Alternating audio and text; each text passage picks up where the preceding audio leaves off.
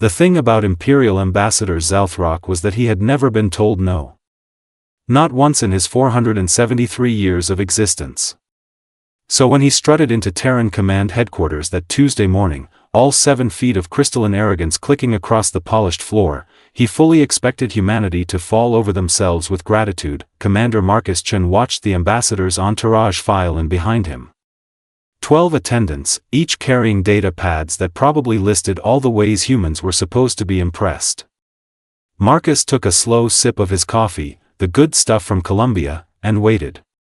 Commander Chen, Zalthrak's translator, crackled to life, his actual voice sounding like wind chimes having an argument. On behalf of the glorious Galactic Empire, spanning 247 systems and representing the pinnacle of civilization, I bring you tremendous news.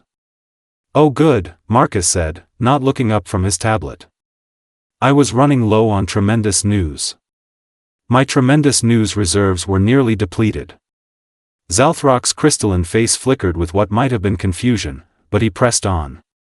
The Imperial Council has voted. After careful consideration of your species' potential, we have decided to extend to humanity the ultimate honor. We are offering you immediate integration into the Empire. Full citizenship. Protection. Guidance.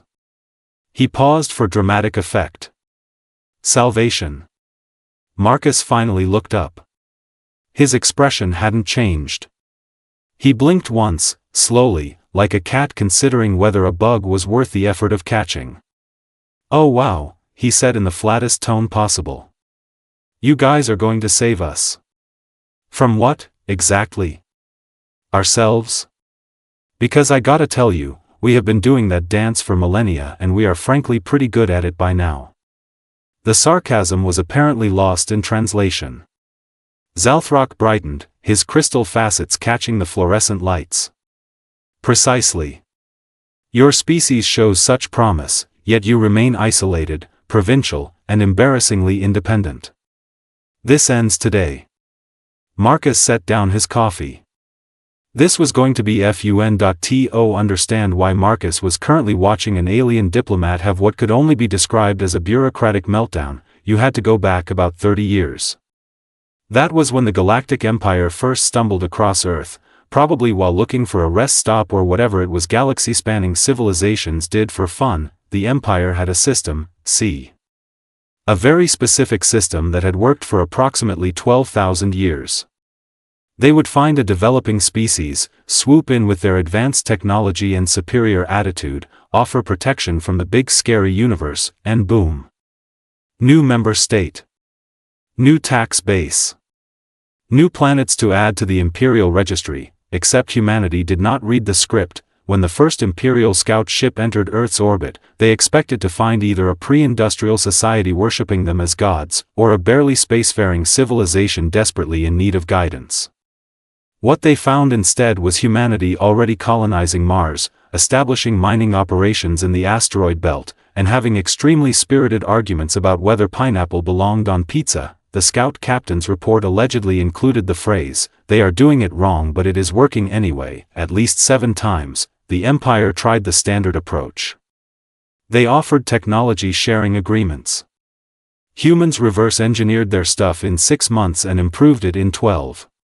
They offered military protection. Humans politely declined, having already figured out how to mount railguns on basically everything. They offered cultural exchange. Human music, films, and literature proceeded to become the most pirated content in 5 neighboring sectors. Then came the annexation attempts. 3 of them. Each more awkward than the last. The first time, humanity's representative laughed so hard she had to leave the room. The second time, the human delegation brought a PowerPoint presentation explaining why the Empire's economic model was inefficient. The third time, well, that incident was still classified, but rumor had it the Imperial negotiator retired early and started a therapy practice. Somewhere along the way, humanity earned a reputation. The Zorgoth called them the stubborn ones. The Clesian Collective referred to them as those irritating mammals who will not stop asking why. And the Empire's internal memos started using phrases like diplomatically challenging and inexplicably resistant to obvious benefits.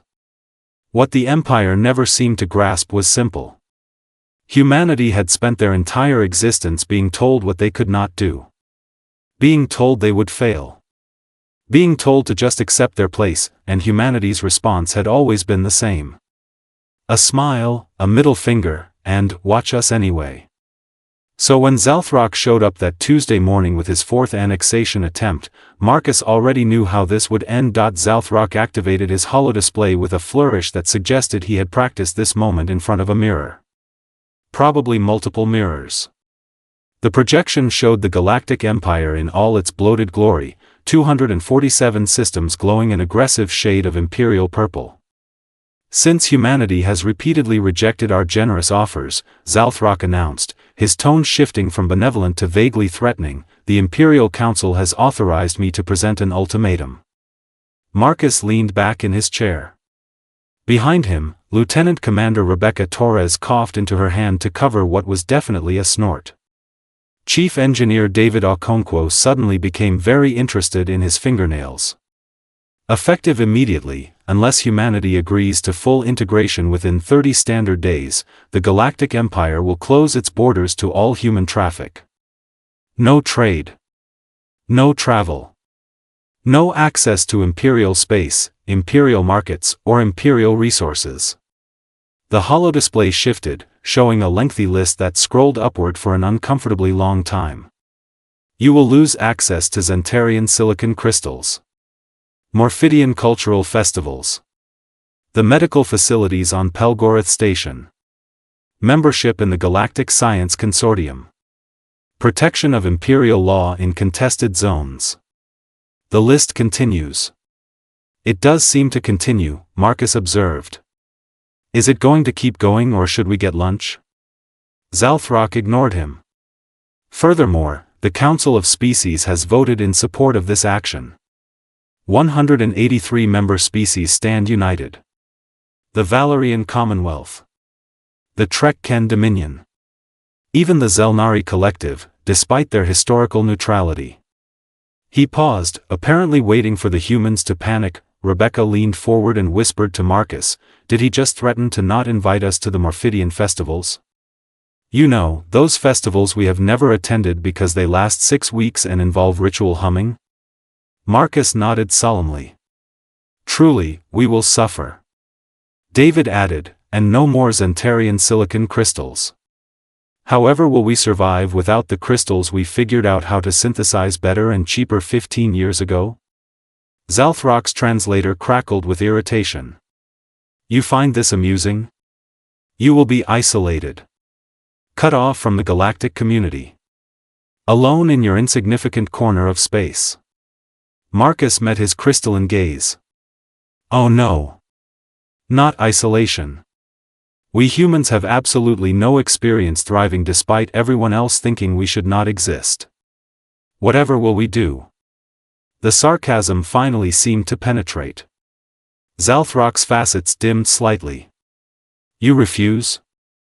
I mean, I have not said anything yet, Marcus replied. You are still monologuing. But yeah, probably. Marcus stood up, which was his first mistake if Zalthrak wanted to maintain any dignity in this conversation. The commander walked over to the holodisplay and tapped it with one finger, making it flicker. Okay, let us go through this list of yours. Zentarian silicon crystals. Check. We make better ones. Seriously, ask literally anyone in the tech sector which processors they are using. Spoiler alert, they are buying from Luna Manufacturing, not Zentaria Prime. He scrolled down.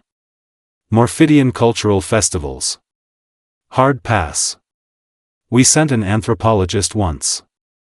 She came back with what we can only describe as profound boredom and a 6-week case of ritual humming stuck in her head. Do you know how annoying that is? We still get complaints from her neighbors. Rebecca pulled up her own data pad. Medical facilities on Pelgoroth Station. Interesting point. Except their trauma bay just purchased 40 of our medical scanners last quarter. Also, Dr. Yuki Tanaka literally wrote the textbook they are using for xenobiology. We sent them the PDF for free, by the way. You are welcome. Galactic Science Consortium membership, David chimed in. The one that has published 7 papers based on human research in the last year alone? The one where 3 of the 5 lead researchers are human? That consortium? Marcus turned back to Zalthrock, whose crystalline structure was now flickering in what the humans had learned to recognize as extreme agitation. Here is the thing, Ambassador. You are trying to threaten us with isolation from systems that kind of need us more than we need them. Preposterous, Zalthrock sputtered. The Empire is self-sufficient. We have thrived for millennia before your species even discovered fire. Cool story. So you will not mind if we stop exporting coffee then? The ambassador froze. Actually froze. His attendants looked at each other with what might have been panic. And while we are at it, Marcus continued, enjoying himself now, we will recall our military contractors. The ones currently training your fleets in tactical maneuvers because apparently nobody else figured out three-dimensional combat thinking. We will cancel the entertainment streaming licenses. I heard Imperial citizens are really into human cinema lately. What was that show? The one about the dragons and the uncomfortable amount of drama? Yeah, that one. You would not dare, Zalthrock whispered. Oh, we would absolutely dare, Rebecca said cheerfully. Daring is kind of our whole thing. Have you met us? Marcus walked back to his desk and sat down. But wait, there is more. Our shipyards currently have contracts building 40% of the civilian transport vessels operating in Imperial space. Our agricultural innovations feed 12 colony worlds that cannot figure out hydroponics. Our music is currently number 1 through 17 on the Imperial Top 40. This is extortion, Zalthrock protested weakly. No, Marcus corrected. This is supply and demand. Economics. You know, that thing we explained in the PowerPoint during attempt number 2? Marcus pressed a button on his desk. The room's holodisplay shifted, replacing the Empire's pathetic list with something far more comprehensive. Far more devastating. Since we are making ultimatums today, let me present ours.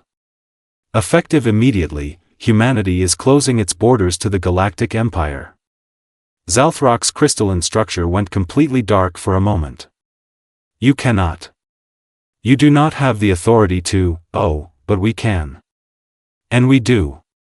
Rebecca stood up, gesturing to the new display. Let us talk about what the Empire is about to lose. Starting with the easy stuff. Coffee. The list populated. Numbers started climbing. 17 billion credits annually. Exported to every single Imperial world. Your morning productivity is about to drop 47% based on our economic models. Good luck with that. David took over. Entertainment exports. Human films, music, literature, and games. 63 billion credits. But more importantly, you are about to have very bored citizens with nothing to watch. We have seen the Imperial entertainment offerings. No offense, but your drama is just people standing in rooms having the same argument for 9 episodes. Military contracts, Marcus continued. Our tactical training programs, our weapons systems integration, our cybersecurity protocols.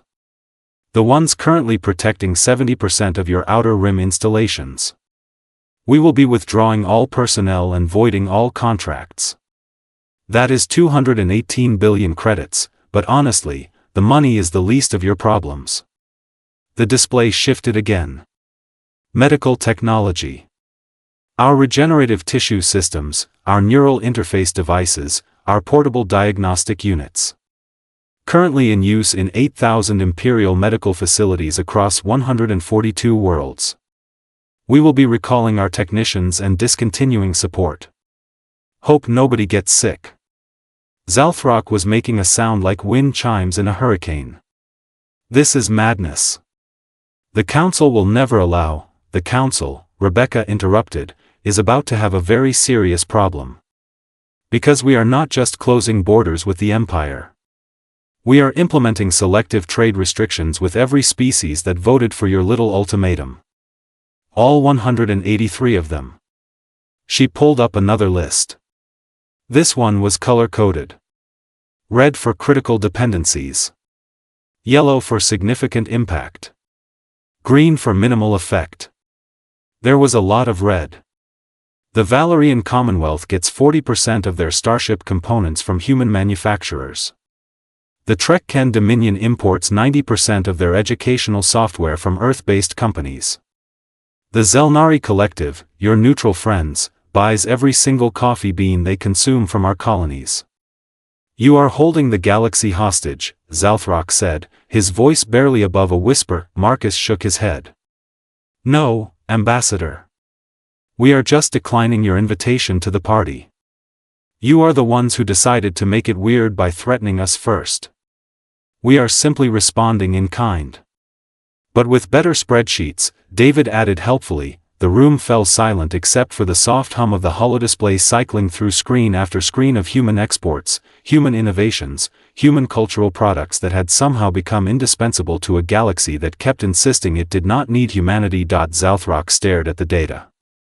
His crystalline structure flickered through several colors that the humans had never seen before. If they had to guess, they would say he was experiencing what humans called the moment you realize you messed up badly. How long, he finally asked, do we have to reconsider? Marcus smiled.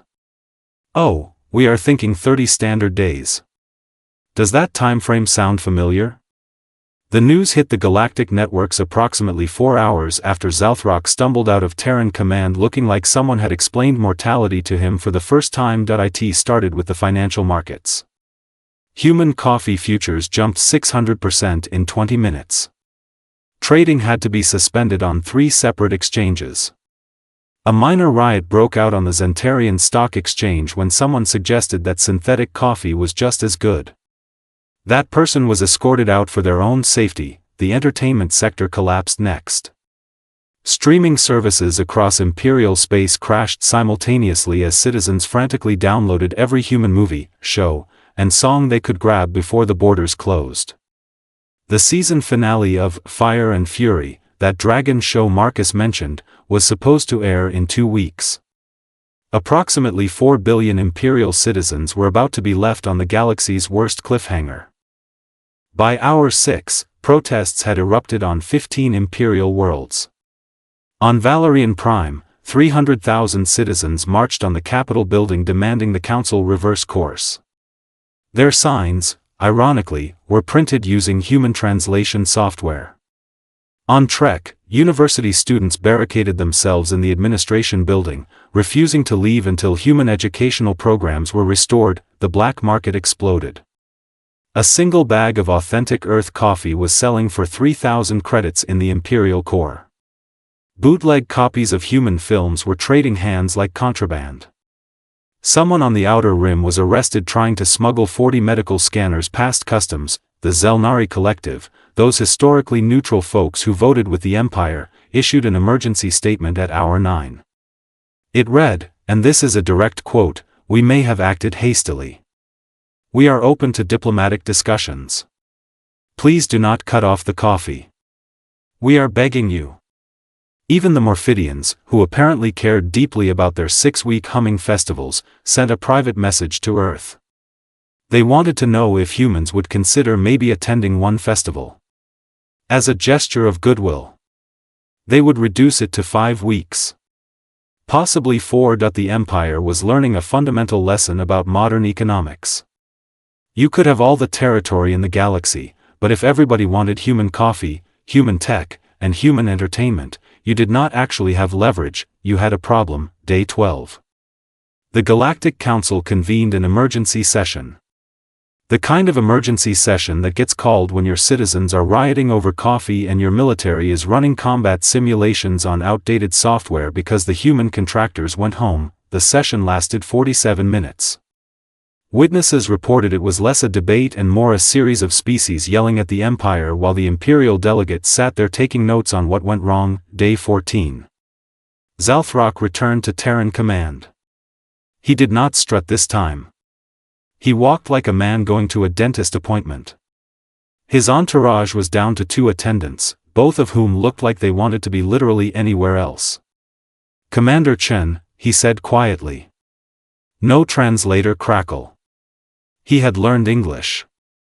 "The Imperial Council wishes to withdraw its ultimatum. Unconditionally." Marcus sipped his coffee. The good stuff. He had been rationing it theatrically for the cameras. "Go on. We recognize that our approach was, perhaps, overly aggressive. We value humanity's contributions to the galactic community. We hope to continue our mutually beneficial relationship." It was the most painful sentence Zalthrak had ever spoken. You could tell. "We also apologize," he added, and something in his crystalline structure actually cracked a little. Rebecca leaned over. "Should we make him beg?" "Tempting," Marcus whispered back. Then louder, "Apology accepted, Ambassador.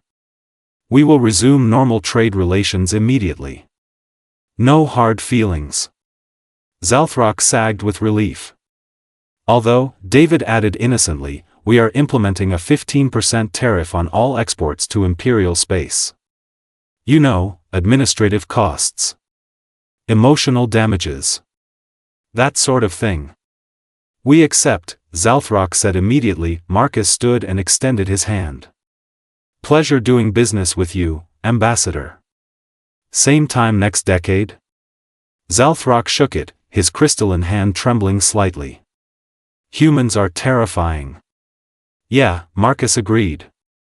"We really are." After Zalthrak left, Marcus stood at the observation window, watching Earth rotate peacefully below. Rebecca joined him, holding 2 fresh cups of coffee. "Think they learned their lesson?" she asked. Marcus considered it. "Probably not. But they will remember it for a while." The thing about humanity, he reflected, was that they had never needed saving. They had never needed guidance. What they needed was for everyone else to realize that being small did not mean being weak, and being new did not mean being inferior. The galaxy had spent 12,000 years operating on the assumption that bigger was better, older was wiser, and established power could not be challenged. Humanity had spent 3 decades proving that wrong with nothing but spite, coffee, and really good engineering. "You know what the best part is?" Rebecca said, grinning. "What?" "They will try again. Maybe not tomorrow, maybe not next year. But eventually, some other empire or coalition will show up thinking they can push humanity around." Marcus smiled. "And we will be ready with another PowerPoint presentation. And better coffee. Always better coffee." Outside, the stars glittered with possibility. Somewhere out there, the Galactic Empire was explaining to its citizens why the borders were reopening. Somewhere else, species were recalculating their assumptions about those stubborn, irritating, impossibly difficult humans, and on Earth, humanity went back to doing what it did best. Thriving, innovating, and occasionally reminding the galaxy that underestimating them was always a mistake. "Hey Marcus," David called from his station. "The Morphidians are asking again about the festival. Tell them we will think about it. They are offering 3 weeks now." Still no. Because that was the other thing about humanity. They had learned long ago that the word "no" was a complete sentence. And sometimes, the most powerful thing you could do was simply refuse to play by someone else's rules. The borders were open. The coffee was flowing. And the galaxy had learned an important lesson. Do not mess with Earth. They have spreadsheets.